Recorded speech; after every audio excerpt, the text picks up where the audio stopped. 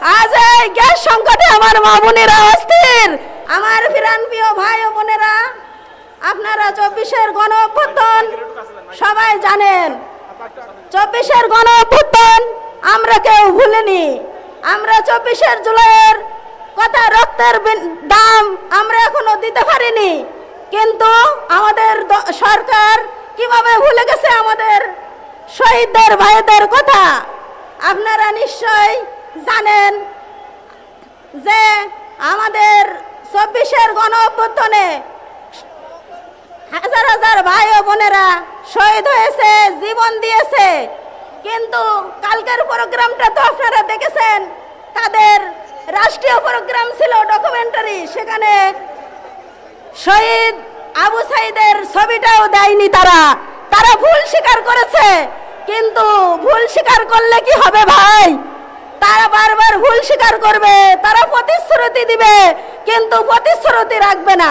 তারা ভোটের আগে আমাদের প্রতিশ্রুতি দিয়েছিল, আপনাদের বিদ্যুৎ দেব, আপনাদের গ্যাস দেব, আপনাদের জ্বালানি সংকট নিরসন করব, কিন্তু তারা কি পেরেছে?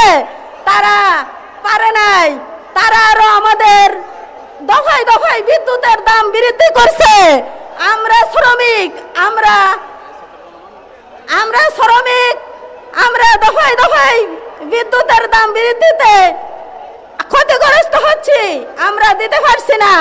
আমাদের শ্রমিক মা ও বোনেরা আমার কাছে আসে আর বলে, আফা আজকে আমার রান্না হয়নি, আমার চুলায় আজকে পাতিল ওঠে নাই। AKS অর্জন করলো গিনেস ওয়ার্ল্ড রেকর্ডস।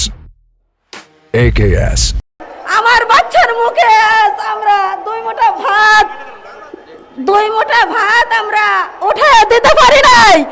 আজ এই গ্যাস সংকটে আমার মা বোনেরা অস্থির।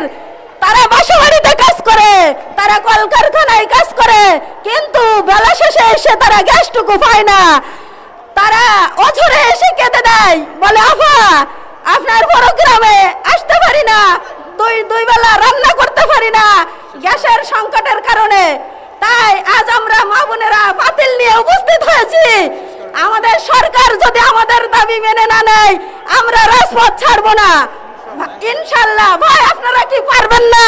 আপনারা এই প্রোগ্রামে প্রতিশ্রুতি দেন, আমাদের দাবি আদায় করে আমরা রাজপথ ছাড়বো, না হলে আমরা রাজপথ ছাড়বো না। আমরা আমাদের দাবি আদায় করে তাই ছাড়বো ইনশাল্লাহ। আমরা দাবি আদায় করতে এসেছি, আদায় করে তাই বাসায় ফিরবো। তারা আমাদের প্রতিশ্রুতি অবশ্যই যেন পূরণ করে, সেই দাবি আদায় না হওয়া পর্যন্ত আমরা থেমে থাকবো না। আমরা রক্ত দিয়েছি, আরো দেব। আমরা শহীদ হয়েছি, আরো হব। বিনিময়ে দেহের শেষ রক্তবিন্দু রাজপথে ঢেলে দেব। তবু আমাদের দাবি না আদায় করে আমরা রাজপথ ছাড়বো না ইনশাল্লাহ। সবাই দোয়া করবেন। আসসালামু আলাইকুম।